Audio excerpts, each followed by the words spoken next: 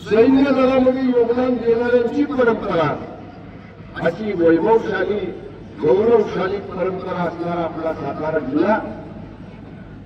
मला आवर्जून सांगितलं पाहिजे, राज्याचे पहिले मुख्यमंत्री स्वर्गीय यशवंतरावजी चव्हाण साहेब सातारा जिल्ह्यातले.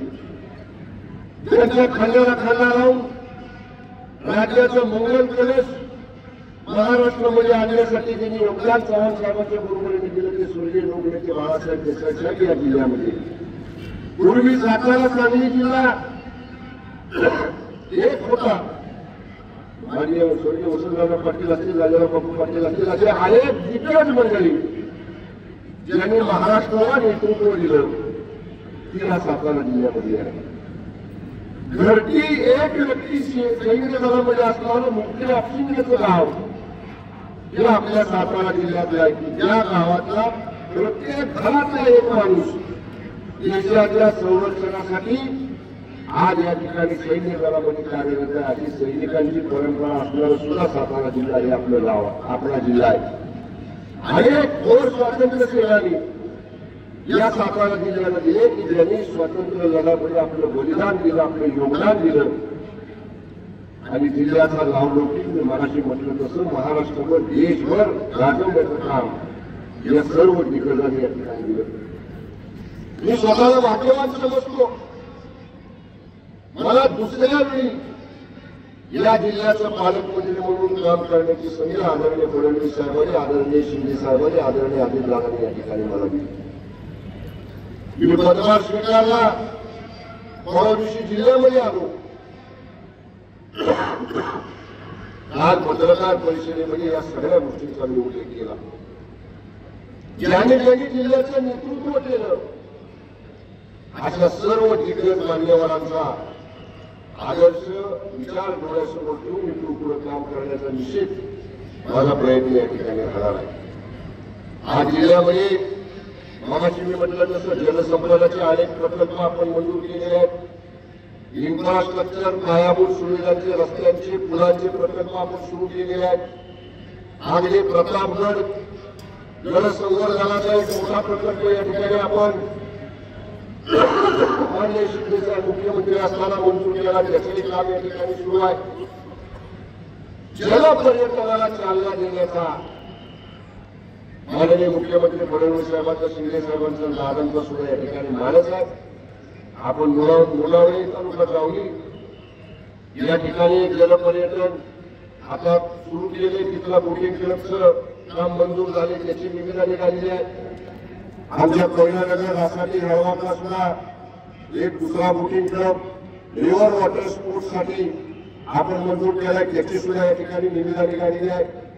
कास पुष्पकटाळ असेल, सह्याद्री व्याघ्र प्रकल्प असेल, वन पर्यटन असेल, या सगळ्या बाबींना या ठिकाणी माझ्या पर्यटन विभागाच्या माध्यमातून चालना देण्याचं काम इथून पुढच्या काळामध्ये निश्चितपणाने या ठिकाणी आपल्याला सगळ्यांना बरोबर घेऊन करायचं आहे. जिल्ह्याला विकासाच्या निधी बाबतीत मागच्या 2.5 वर्ष मी पालकमंत्री असताना आदरणीय एकनाथजी शिंदे साहेबांनी सरळ हातानं, कारण माननीय शिंदे साहेबांचा मतदारसंघ जरी ठाणे जिल्ह्यातला असला तरी त्यांचं मूळ गाव हे आपल्या सातारा जिल्ह्यातलं दरे गाव आहे. त्यामुळं घार हिंडते आकाशी आणि चित्ततीचं पिलापाशी जशी आपली मराठी बोल आहे, तसं आदरणीय शिंदे साहेबांचं सगळं लक्ष नेहमी सातारा जिल्ह्याकडे असतं. आणि म्हणून मागच्या 2.5 वर्षात त्यांनी जिल्हा नियोजन समितीला भरभरून निधी देण्याचं काम या ठिकाणी केलं. याही वर्षी 7 तारखेला का 9 तारखेला मला वाटतं माननीय वित्तमंत्र्यांच्याकडे आमच्या जिल्ह्याचं, आपल्या जिल्ह्याचं सादरीकरण आहे. उद्या आम्ही त्याचा आराखडा तयार करण्यासाठी जिल्हा नियोजन समितीची बैठक घेतोय. माननीय फडणवीस साहेबांचं सुद्धा लक्ष या जिल्ह्यावरती निश्चितपणानं शिंदे साहेबांच्या इतकंच त्यांचंही लक्ष आहे. मी पालकमंत्री म्हणून माझी नियुक्ती झाली आणि साहेब परदेशामध्ये होते, माझं त्यांच्याशी बोलणं होऊ शकलं नाही. पण उद्या डीपीसी झाल्यानंतर मुंबईला गेल्यावर माननीय फडणवीस साहेबांना मी आणि आमचे मंत्रिमंडळातले सगळे आणि 4ही मंत्री जिल्ह्यातले मुख्यमंत्र्यांना, दोन्ही उपमुख्यमंत्र्यांना जिल्ह्यात थोडा जादा निधी यंदाच्या वर्षीसाठी आम्हाला द्यावा याच्यासाठी भेटणार आहोत. मला जिल्हावासियांना आवर्जून सांगायचं आहे, जेवढा निधी सन 24-25 मध्ये आपल्या जिल्ह्याला आला आणि विधानसभा निवडणुकीची आचारसंहिता लागण्याच्या पूर्वी जेव्हा त्याचं मूल्यांकन झालं, जेव्हा प्रशासकीय मान्यता देण्यामध्ये आणि आलेला निधी राज्यातनं खर्च करण्यामध्ये सातारा जिल्हा महाराष्ट्रात पहिल्या नंबरवर ठेवण्याचं काम प्रशासनामधल्या माझ्या सगळ्या सहकार्याच्या माध्यमातून या ठिकाणी आपण केले आहे.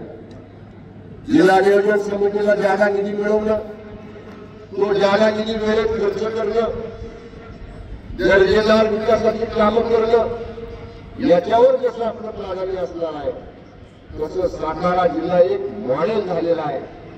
तो आदर्श प्राथमिक आरोग्य केंद्र आणि आदर्श मराठी शाळा म्हणजे स्मार्ट PSC आणि मॉडेल स्कूल या योजनेचं राज्यभर कौतुक झालं. जवळपास 153 कोटी रुपये एकही नाव पैसा राज्य सरकारचा वेगळा न घेता वेगवेगळ्या हेडमधून जिल्हा नियोजनाचे पैसे मिळालेले आहेत. त्या सगळ्या योजना फिलअप करून आमचे तत्कालीन जिल्हाधिकारी श्री जितेंद्र डुले असतील, CO मॅडम आमच्या यास्मिन नागराजन मॅडम असतील, या सगळ्यांनी आम्ही नियोजन केलं. आता आमचे नवीन जिल्हाधिकारी पाटील साहेब आहेत, त्यांनी सुद्धा याच्यामध्ये लक्ष घातलंय आणि सातारा जिल्हा स्मार्ट PSC आणि मॉडेल स्कूल याच्यासाठी एक मॉडेल संपूर्ण राज्यामध्ये झालं पाहिजे अशा दृष्टीनं काम करण्याचा सुद्धा या ठिकाणी आमचा सगळ्यांचा